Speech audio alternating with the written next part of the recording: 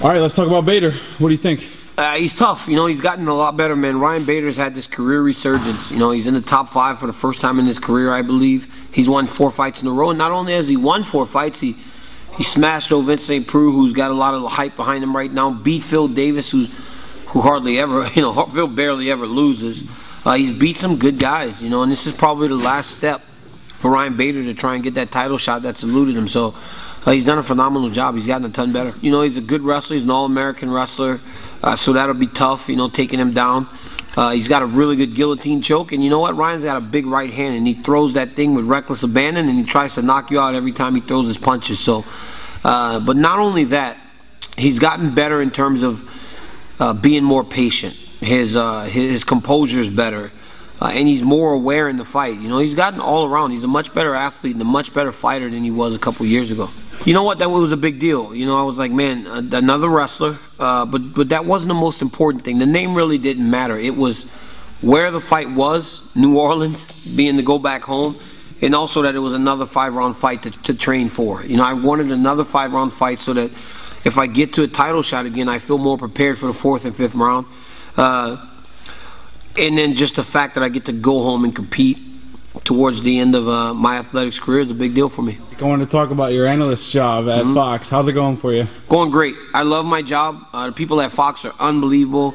They gave me the platform to learn and grow. And as I've grown, I've gotten better, and I love it, man. I love my job. I love the people I work with. I love watching fights. I mean, I cannot believe they pay us to watch and talk about fights, because essentially that's all we do. You know, the idea that we want to give to the people watching is that there are 3 guys up there and they're just talking fights. Nothing more, nothing less. Maybe we just have some information that you don't have, and maybe we can just tell you to look at the fight from a different way than you were looking at it before. And if we can do that, we did our job. But we are just a few guys up there talking about the fights, just as you and your friends are. And I hope we're giving off that vibe. Have you ever got a call from somebody that's fight you've analyzed and then not happy with it? All the time, dude. I used to do that all the time. Like, I mean, but I didn't realize how much it means to guys when we pick against them. But guys, it's our job. If I didn't have to pick any fights, I wouldn't pick a fight. I would never say a guy would win. But it's our job. We have to. It's our opinion. Go out and prove us wrong. Beat the guy. If we pick against you, prove us wrong. Pick the other guy. Beat him. You get caught in situations like that. I saw a funny little clip with you and Chris Weidman, and you had Luke Rock holding the phone. Can you tell us about that? Yeah, you know, I was messing with Weidman about Luke. I told him that Luke had a dream that how he knocked him out and became the UFC champion. Listen, at the end of the day, it's not about just getting inside of the octagon and fighting. You have to make people take notice.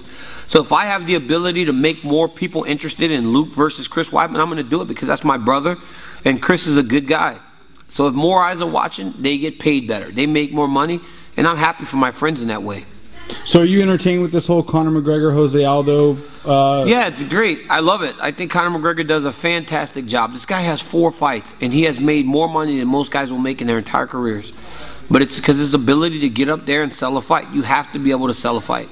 So Conor McGregor's done a phenomenal job. Now the problem is you got to go in there and fight Jose Aldo, and a pissed off Jose Aldo, and that's no easy proposition for anyone. But McGregor seems to be up for it, and he's a guy now that when he starts talking, it's hard to pick against him.